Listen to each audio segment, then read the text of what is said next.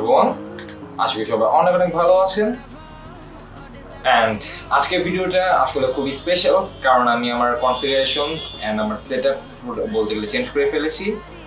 So approximately এটা আমার after 5 years করা, অ্যান্ড আমার সিভিলি দরকার ছিল বলতে গেলে এই চেঞ্জটা অ্যাপ্রক্সিমেটলি বলা যাবে 1.5 ইয়ার্স যাবো। So let's begin. আমি জাসিন থাকবো আপনার সাথে এই হোল ভিডিওতে, অ্যান্ড বলবো আপনাদেরকে আমি কি কি কম্পোনেন্টস ইউজ করেছি আমার পিসির জন্য। So let's begin after the intro. So আগে আমি আমার কি কি কম্পোনেন্ট আমি নিয়েছি সেগুলো আগে আমি আপনাদেরকে শো করবো, অ্যান্ড আমার সেটআপটাকে একটা লুক আপনাদেরকে প্রেজেন্ট করবো। অ্যান্ড আফটার দ্যাট আমি আমার কোন কম্পোনেন্ট কি কারণে নিয়েছি সেই জিনিসটা আমি ডিসকাস করবো। So I hope that you will stick with video till the end. And যারা আমার চ্যানেলকে এখন সাবস্ক্রাইব করে ফেলেননি তারা অবশ্যই সাবস্ক্রাইব করে ফেলেন, সো দ্যাট আমার যেগুলো কন্টেন্ট আসবে সেগুলো কন্টেন্ট আপনারা সবার আগে পেয়ে যাবেন। So make sure to subscribe my channel also.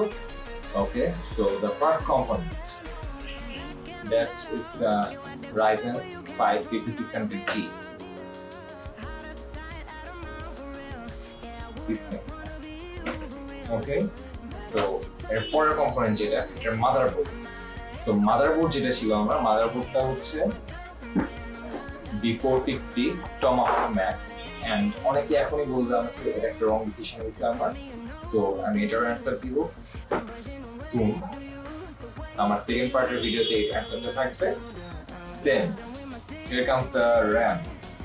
So RAM এর যে বিষয়টা আমি নিয়েছি দুইটা স্পিড কোর শেয়ারের ভেঞ্জেন্ট রাজিবি প্রো এর 3200 মেগাহার্টজ 8GB করে দুইটা, টোটাল আপাতত নিচ্ছি আমি 16GB RAM।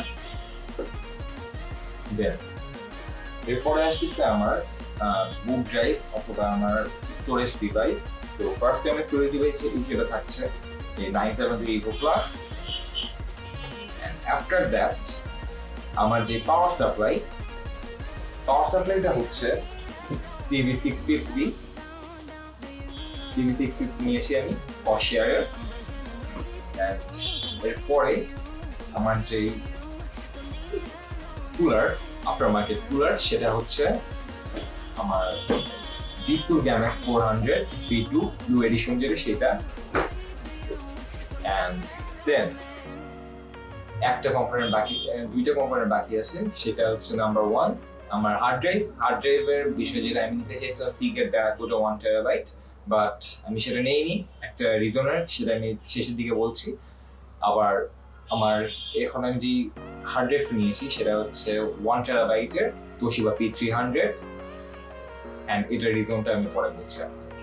And after that আমার কেসিংটা হচ্ছে আমি নিয়েছি Antec NX600 which comes with 4 ARGB fans, but আমার মাদারবোর্ডে যদি কোনো ARGB হেডার নাই, আমার জন্য নর্মাল যেগুলো মুভ আছে সেগুলো আনা পাওয়ার জন্য আমি মনে করি। So let's have a look at the total build.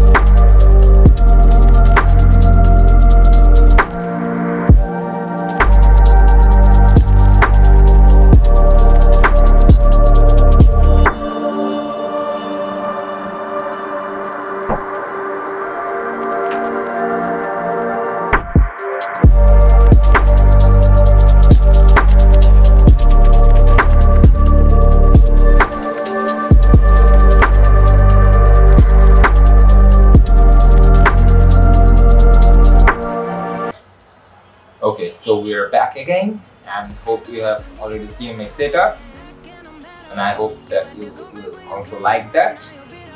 And এখন আমি বলবো ফার্স্টলি আমার প্রসেসরটাই। সো আমার যে সিপিইউটা আছে সেটা হচ্ছে Ryzen 5 5600G। সো এখন আমি বলছি কেন আমি এটা নিয়েছি। ফার্স্টে আমি কোন ডিসিশন নিয়েছিলাম সেটা আগে একটু বলি। ফার্স্টে আমি যে প্ল্যানিং এ ছিলাম সেটা হচ্ছে আমি নিব Ryzen 5 3600X প্লাস একটা GT 1030, অ্যান্ড আরেকটা যে প্ল্যানিং ছিল হঠাৎ করে অ্যাপ্রক্সিমেটলি লাস্ট 1 month বিফোর আমি চিন্তা করেছিলাম যে 11400 দিয়ে বিল্ড করবো, মানে অগাস্টের আগে আমি প্ল্যান করেছিলাম এটা, বাট 11400 এর চাইতে আমার জন্য জিপিইউ স্ট্রং হবে অবভিয়াসলি জিটি 1030। সো ওই জন্য আমি আবার রাইজেন স্টে করলাম। আফটার দ্যাট অ্যাপ্রক্সিমেটলি অগাস্টের 5 তারিখে মেবি রাইজেন 550 রিলিজ পায়। অ্যান্ড এই রিলিজ পাওয়ার পরেই আমি প্ল্যান করছিলাম যে এটা যদি বাংলাদেশে অ্যাভেলেবল হয় তাহলে এটাই নিই। সো অ্যাপ্রক্সিমেটলি অগাস্টের 22 তারিখ মেবি এই প্রসেসরটা অ্যাভেলেবল হয়। অ্যান্ড এরপর থেকে আমার প্ল্যানিং শুরু হয়েছে এটা নিয়ে। অ্যান্ড এটা 3600X থেকে বেটার পারফর্ম করতেছে এক দিয়ে, আর 3600X থেকে মেবি 3600 থেকে মেবি 3%, আর 3600X থেকে মেবি 7% বেটার পারফর্ম করছে কোনো সেগমেন্টে। আমি গেমিং এর ফোকাস কথাটা বলছি না, বাট ওটা নিয়ে আমার যেহেতু আমার অত বেশি আইডিয়া নেই। আমার মেইন সেগমেন্ট যেটা আমার প্রোডাক্টিভিটি সেগমেন্টে এই জিনিসটা প্রপারলি কাজ করেছে অ্যান্ড আমার জন্য একটা ভালো আউটপুট দিবে আমি মনে করেছি। অ্যান্ড এটা যেহেতু একটা 6 কোর 12 থ্রেডের প্রসেসর, সো এটা আমার জন্য একটা ভালো লেভেলের একটা আউটপুট দিবে আমি এক্সপেক্ট করি। অ্যান্ড আমি এর আগে কাজ করতাম একটা 2 কোর 4 থ্রেডের একটা প্রসেসরে i5 6 Gen। অ্যান্ড এখানে একটা বিষয় আছে, সেটা হচ্ছে আমার laptop, you can see behind. And এটা হচ্ছে HP ProBook G450। এটার জেনারেশন কিন্তু আমরা অ্যাপ্রক্সিমেটলি এখন বলতে পারছি না। আমি i5 6 Gen এর যে 6200E যে প্রসেসরটা ছিল সেটার সাথে আমার কোনো ডেডিকেটেড জিপিইউ নেই। অ্যান্ড আমার কাজ করতে হয়েছে Intel RX 520 দিয়ে। আমার হচ্ছে যত প্রকার ভিডিও প্রোডাকশন বা যত প্রকার রেন্ডারিং এর কাজ করা লেগেছে সবগুলো আমি একটা জায়গায় থেকে করেছি। সো অ্যাপ্রক্সিমেটলি আমি লাস্ট 3 ইয়ার্সে যতগুলো ভিডিও প্রোডাকশন করেছি সবগুলোই একটার উপর ডিপেন্ডেন্ট ছিল। দেন আমার অ্যাপ্রক্সিমেটলি সব কাজে বলতে প্রফেশনাল ব্যাপারে যখন কাজ শুরু করেছি তখন থেকে আমার এই ল্যাপটপটা আমার পুরোপুরি সাপোর্ট দিয়ে গিয়েছে। অ্যান্ড অ্যাপ্রক্সিমেটলি ইন 2021 একটা 6 core 12 thread processor is enough আমার মতে একটা মডারেট লেভেলের একজন এডিটরের জন্য। অ্যান্ড একটা বাজেটও একটা ফ্যাক্ট। আর 2 কোর 4 থ্রেড দিয়ে 2021-এ মনে হয় না কাজ এত সুন্দর করা যাবে। সো দ্যাটস ওয়াই আমি হচ্ছে এই কাজটা করেছি। অ্যান্ড এই আপডেটটা আমার জন্য একটা এসেনশিয়াল হয়ে পড়ে। অ্যান্ড আমি অনেক ধরনের এফেক্ট বা কাজগুলো আমি প্রপারলি করতে পারছিলাম না। আমার স্পেশালি মোশন গ্রাফিক্স সেগমেন্টে অনেক ধরনের প্রবলেম ক্রিয়েট করছিল। সো এই কনফিগারেশনে আসে 5600G L3 ক্যাশ আছে 16 MB, আর L2 হচ্ছে 3 MB। সো আমরা যদি স্মার্ট ক্যাশের সাথে যদি আমি এখানে কম্পেয়ার করি 11400 এর ক্যাশ হচ্ছে আমার 12 MB, আর টোটাল L2 প্লাস L3 মিলায় আর হচ্ছে আমি এখানে পাচ্ছি 19 MB। তো 3600X আপনাকে দিবে 35 MB L2 plus L3, and 32 MB থাকে হচ্ছে আমাদের L3 ক্যাশ ওইটাতে। বাট আমার L3 ক্যাশটা ইম্পর্টেন্ট, বাট যতটুকু পর্যন্ত আমি ইম্পর্টেন্ট ততটুকু আমি প্রপারলি পাচ্ছি এখানে 5600G-তে। আরেকটা ইস্যু সেটা হচ্ছে আমাদের জিপিইউ নিয়ে। সো জিপিইউ এর যেভাবে ক্রাইসিস চলছে এই সিচুয়েশনে আমি প্ল্যান করেছিলাম যে 1660 নিব যদি কারেন্টলি নিতে পারতাম, যদি আমার বাজেটের মধ্যে হতো, কিন্তু সেটার প্রাইস এখন অনেক বেশি হাই। অ্যান্ড অ্যাপ্রক্সিমেটলি 55 থেকে 65 পর্যন্ত এটা এক্সটেন্ড করছে কোনো সেগমেন্টের প্রাইস। অ্যান্ড দ্যাটস ওয়াই আমি ওই পাশে আর যাইনি। অ্যান্ড আমার বাজেট ছিল অ্যাপ্রক্সিমেটলি 71 বা এরকম টাইপের একটা রেঞ্জে। সো এই জন্য আমি ওই পাশে স্কিপ করতে পারি নাই। And obviously আমি এই সিচুয়েশনে অত দাম দিয়ে একটা 1660 Ti এখানে কোনো মিনিংও নেই আমি মনে করি। and 1660 Ti নিলে আমি অবশ্যই CV 650 না নিয়ে CV 550 নিতাম। ওকে, সো এখন let's come back to the point. আমার ফিউচার প্ল্যানিং হচ্ছে RTX 3060 নেওয়ার। Approximately I don't think so যে আগামী 1 ইয়ার্সে এই জিপিইউ মার্কেটটা ফিক্স হবে। অ্যান্ড টিল দেন আশা করা যায় আমি সেটার জন্য আমি প্রিপেয়ার হয়ে যাবো। অ্যান্ড দেন 3060 কেনার মতন একটা এফিশিয়েন্ট একটা মানি ম্যানেজ করতে পারবো। সো দ্যাটস ওয়াই আমি হচ্ছে এই 1 ইয়ার গ্যাপের জন্য আমি একটা টার্গেট ফিক্স করলাম। অ্যান্ড ওই সময় অ্যাপ্রক্সিমেটলি প্রাইসটা মেবি পাওয়া যাবে 35 থেকে 40। আই এক্সপেক্ট যে এটা এরকম হবে। অ্যান্ড ওই সময় 3060 নেওয়ার একটা প্ল্যানিং আছে আমার। সো আমি কী কারণে আবার 5600G-টা নিয়েছি সেটা আমি রিজনটা আপনাকে বললাম। অ্যান্ড 5600G-টা আমার জন্য আপাতত পারফেক্টভাবে স্যুট করছে। অ্যান্ড 1050 Ti থেকে একটু লো, আর আপনার একটা জিবি 1030 থেকে বেটার পারফরমেন্স আপনাকে প্রোভাইড করছে যেহেতু, দেন ওয়াই নট। আমার কথা হচ্ছে এটা। সো আমি এখানে নিয়েছি রাইজেন 5 5600G। 5600G-তে আমি হচ্ছে রাইজেন ভেগা 7 গ্রাফিক্সটা পাচ্ছি and 6 core 12 thread. Then second choice the motherboard. So মাদারবোর্ডের যে বিষয়টা, মাদারবোর্ড আমি নিয়েছি B450 Tomahawk Max, as you can see MSI এর। দেন MSI এর এই বোর্ডটা আমার একটা রিজন আপনাকে ক্লিয়ার করি। এখন যদি চলে আসছে B550 সিরিজ, কিন্তু আমি B550 নেই। এটার মেইন রিজনটা ছিল সেটা হচ্ছে আমার যত ধরনের ফিচার দরকার ছিল সেটা এনাফ ভাবে আমাকে B450 এটা ম্যাক্স দিতে পারছে, দেন ওয়াই নট। অ্যান্ড B550 যে বোর্ডগুলো আছে সেগুলাতে মানুষের মেইন আপডেট করার রিজনটা হচ্ছে PCI 4.0, রাইট? অ্যান্ড PCI 4.0 যে রিজনটা এটা আমার সাথে কোনোভাবে রিলাই করতে পারছে না, কারণ আমার প্রসেসর কোনোভাবে আমার PCI 4.0 নিবে না, সেটা প্রসেসর আমার PCI 3.0 SSD হিসাবে সেই PCI 4.0 SSD কে রান করবে। এই জায়গাটাতেই আসে আমার SSD কেন আমি 970E4 Plus নিয়েছি, 980 Pro আমি নেই। যদি ডিফারেন্স 1000 টাকা ছিল, বাট আমার এখানে বাজেট শর্টেজ যেটা এখানে আমার এফিসিয়েন্ট হয়নি জিনিসটা, দ্যাটস ওয়াই আমি ওই পেশে যাইনি। 970E4 Plus একটা PCI 3.0 ফ্ল্যাগশিপ বলা যায় একটা SSD NVMe M.2 গুলোর মধ্যে, আর সেই জন্য আমি 970E4 Plus এর দিকে চলে গিয়েছি। অ্যান্ড আমার মাদারবোর্ডেও PCI 3.0 যেহেতু সাপোর্ট আছে অ্যান্ড এটা প্রপারলি ইউজ করতে পারছে, অ্যান্ড আমার একটা হাইব্রিড স্লট আছে যেহেতু, সেই জন্য আমি এটা নিয়েছি। অ্যান্ড দেন র্যামের বিষয়টাতে আসি। ওয়েট আ মিনিট, আমি আমার হচ্ছে SSD যেটা নিয়েছি বললাম যে 970E4 Plus নিয়েছি। 970E4 Plus নেওয়ার রিজনটা আমি বলি। 970E4 Plus নেওয়ার রিজনটা হচ্ছিল আমার এটাতে আমি পাচ্ছি 35 MB/s রিড অ্যান্ড 2700 MB আর 25 MB/s রাইট, ঠিকভাবে ক্লিয়ারলি মনে করতে পারছি না। আমার জন্য এই রিড প্লাস রাইট এই দুইটার যে একটা হাই স্পিড সেটা আমার জন্য খুব ইম্পর্টেন্ট। অনেকের ক্ষেত্রে জাস্ট রিড স্পিডটা এনাফ হয়ে যায়, বা আমার ক্ষেত্রে দুইটাই ইম্পর্টেন্ট, কারণ আমার অনেক ধরনের বড় বড় ভিডিও প্রোডাকশনের ফাইলগুলো করতে হয়, রেন্ডার করতে হয়। রেন্ডারের জন্য একটা ফাস্ট এসএসডি খুবই ইম্পর্টেন্ট। অ্যান্ড যে কোনো ধরনের একটা লো এন্ড পিসিতে যদি আপনি একটা হাই এন্ড একটা এসএসডি ইউজ করেন, সেটা একটা ভালো একটা আউটপুট আপনাকে দিবে কোনো প্রকার বটলনেক ছাড়া। দেন সেকেন্ড, এই মাদারবোর্ডের একটা বিষয় বলা হয়নি। আমি মাদারবোর্ড এটার মেইন রিজনটা ছিল এটার VRM সেকশন, অ্যান্ড VRM এটা হচ্ছে B450 এর মধ্যে ওয়ান অফ দ্য বেস্ট আমি বলবো। অ্যান্ড অ্যাস্ট্রোকের গেমিং K4 এর থেকেও ভালো একটা VRM আপনাকে প্রোভাইড করবে, বাট বাংলাদেশে সেই বোর্ডটা খুব একটা অ্যাভেলেবেল না। অ্যান্ড আমার কাছে লোকের বিষয়টা একটা ফ্যাক্ট ছিল, অ্যান্ড ওই বোর্ডটা এই জন্য আমার ভালো লাগেনি, এই জন্য আমি ওই পাশে চাইও নেই, অ্যান্ড আমি ওটা খুঁজিও নিই অনেস্টলি বললে। অ্যান্ড দেন আমার যে র্যাম দুইটা হচ্ছে কর্সারের ভেঞ্জার 30 Pro 8x2, এখানে আমার 16GB করা হয়েছে। এই 16GB দিয়ে আমার জন্য আপাতত কাজ করে না, কারণ আমার ফিউচার আপগ্রেডের জন্য যেহেতু আমার মাদারবোর্ডে 4টা আমার স্লট আছে, তো এই 4টা স্লটের জন্য আমি এখানে আমি আরও 2টা 8GB লাগে ফিউচারে 32 করে নিব যদি if I need. And that's all about the RAM. And RAM আমার এটা চুজ করার পিছনে আমার মেইন রিজন যেটা কর্সার, আমি একজন ফ্যান, বাট আমি কখনো এটা ইউজ করতে পারিনি অ্যাপ্রক্সিমেটলি। প্রিভিয়াসলি কখনো আমার এই র্যামটা কর্সার কোনো প্রোডাক্টে আসলে আমার ইউজ করা হয়নি, অ্যান্ড এই পিসি দিয়ে আমার কর্সার প্রোডাক্টগুলো ইউজ করা শুরু হয়। অ্যান্ড এই র্যামটা আমার মধ্যে হচ্ছে one of the best.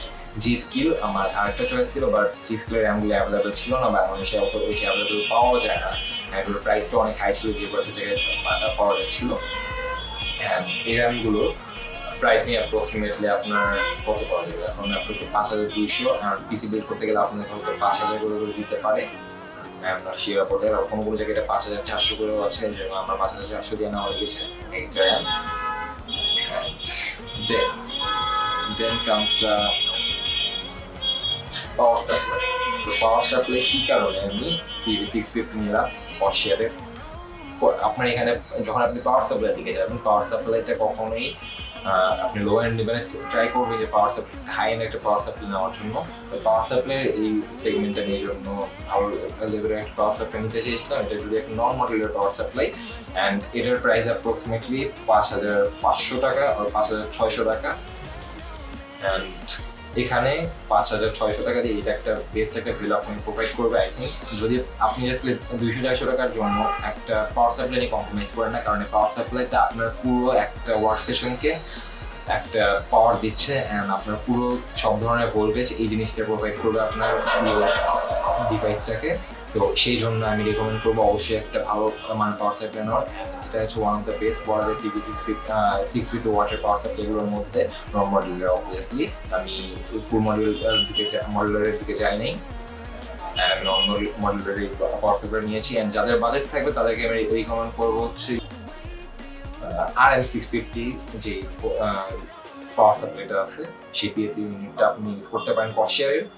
So সেটা আপনার একটা ফুল মডিউলার একটা পাওয়ার সাপ্লাই। সো এটা আপনার কেবল ম্যানেজমেন্টের একটা সুবিধা দিবে। Then here comes the hard drive. Hard drive কি কারণে P300 তোশিবার যেটা ছিল 1 TB সেটা নিলাম। ফার্স্টে আমি এটা নেওয়ার একটা মেইন রিজন ছিল, আমি এখানে প্ল্যান করেছিলাম যে নিব Seagate Barracuda 1 TB, but we all know যে বা অনেকে হয়তো জানে না যে সিগেট মাঝখানে বন্ধ হয়ে গিয়েছিল। সো তাদের প্রোডাকশনে কিছু ড্যামেজ কপি রিলিজ হয় অ্যান্ড বাংলাদেশে অনেকগুলো চলে আসে অ্যান্ড কিছু রিফারবিশড কপিও এখানে চলে আসে অ্যান্ড সেগুলো যখন ওয়ারেন্টিটা হয়, ওয়ারেন্টির সময় যে তারা অ্যাপ্রক্সিমেটলি 30 থেকে 31 দিন পর্যন্ত টাইম দিচ্ছে সেটা রিপেয়ারিংয়ের জন্য অথবা রিপ্লেসমেন্টের জন্য।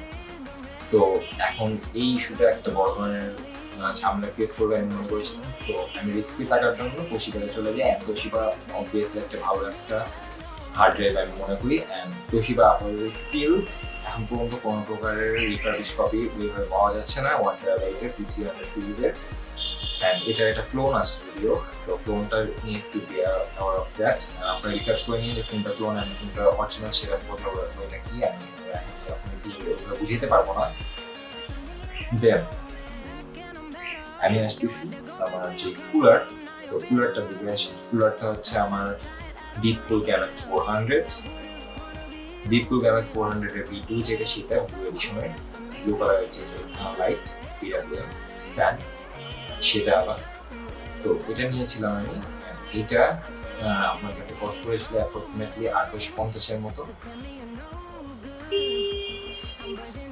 দেন এগুলো ছিল আমার কুলার। আমি কি কারণে স্টক কুলারটি ইউজ করি, আমরা রাইটার নিয়ে জানি যে স্টক কুলারটা কতটা ভালো, কতটা বাজেভাবে পারফর্ম করছেন যে কোনো প্রসেসরের ক্ষেত্রে। সেটা অ্যাপ্রক্সিমেটলি 90 ডিগ্রি হিট করে বা 100 ডিগ্রি পর্যন্ত হিট করতে দেখেছি আমি অনেকে, স্পেশালি 3600 যে প্রসেসরটা ছিল সেটা নিয়ে PP600 জি ওইটার মতন হিট করে বলতে গেলে। সো 80-90 অ্যাপ্রক্সিমেটলি নর্মালি আপনার হেভি ইউজেজে হয়ে যাবে। এই জন্য আমি কোনো রিস্ক নিতে চাইনি, কারণ আমি হেভি লেভেলে এডিটিং করবো এখানে অ্যান্ড আমার লং টাইম অ্যাপ্রক্সিমেটলি একটা দিন 10 থেকে 12 ঘন্টা এটার উপর দিয়ে যায়। সো ওই জন্য আমি চিন্তা করেছি যে অবশ্যই একটা আফটারমার্কেট কুলার নেওয়ার জন্য অ্যান্ড আপাতত উইদিন আ বাজেট আমার জন্য একটা বেস্ট চয়েস ছিল। আমি একটা চয়েস ছিল আমি মনে করি ডিপো গ্যাম 400 নেওয়া। So that's all about the main components and here comes the casing. তো কেসিংয়ে আসার সময় আমি যেটা এসেছি সেটা হচ্ছে MX600 নিয়েছি থেকে। অ্যান্ড এটার রিজনটা এখন আমি বলি। এটার ফার্স্টলি আমার কাছে এটার লুকটা খুবই পছন্দ হয়েছে অ্যান্ড এটার যে build quality plus paint quality সেই দুইটা আমার কাছে খুবই পছন্দ হয়েছে। অ্যান্ড আমি কি কারণে ইয়ারফ্লোর বিষয়টা নিয়ে চিন্তিত হচ্ছিলাম, এখন অনেকে বলবে ফ্রন্ট প্যানেল তো গ্লাস কোনটা মেশ নেই, তো ইয়ারফ্লো নিয়ে ইস্যু হবে। আচ্ছা ইয়ারফ্লো নিয়ে ইস্যু হবে দ্যাটস ট্রু, বাট আমি যখন কাজ করছি আমি যেটা দেখছি আমার মাদারবোর্ডটা আমাকে একটা ভালো একটা পারফরমেন্স দিচ্ছে যে 48 থেকে 50 পর্যন্ত আমি একটা আমার অ্যাপ্রক্সিমেটলি নর্মালি 3 ঘন্টার কাজের পরে আমি দেখি যে আমার মাদারবোর্ডের টেম্পারেচার 40 থেকে বা 52 এরকম পাইছি অ্যান্ড প্রসেসর হাই সিট করছে 60 পর্যন্ত। আমার এইভাবে আমার কাজগুলো চলতেছে, তো খুবই ভালো একটা পারফরমেন্স পাচ্ছি অ্যান্ড ইভেন আমি কোনো প্রকার নয়েজও পাই না ফ্যানের, যে আমার কোনো প্রকার ঝামেলা হচ্ছে কাজের জন্য। খুবই স্মুথভাবে আমি কাজ করছি টিল নাও। দেন MX600 এর যে লুকটা আমাকে খুবই পছন্দ হয়েছিল, দ্যাটস ওয়াই এটা নেওয়া। অ্যান্ড তার সাথে অলরেডি আমার 4টা ফ্যান অলরেডি অ্যাড করা। সো আমার এক্সট্রাভাবে কোনো এক্সস্টের জন্য বা সামনের জন্য কোনো করে ফ্যান কেনা লাগতেছে না, আমি অলরেডি 4টা ফ্যান দিয়ে রাখছি। সো ফ্রন্টের 3টা অ্যান্ড আমার পিছনে এক্সস্টের জন্য একটা, এই কয়েকটা মিলে আমার জন্য ফ্যান এনাফ। অ্যান্ড যদি আমি নেক্সট স্টেপে কোনো আপগ্রেডের দিকে যাই সেই ক্ষেত্রে আমি যাবো একটা লিকুইড কুলারের জন্য। সেই লিকুইড কুলার অবশ্যই 240 mm liquid cooler and that's all. Hope you guys enjoyed the video and make sure to subscribe my channel just in forward.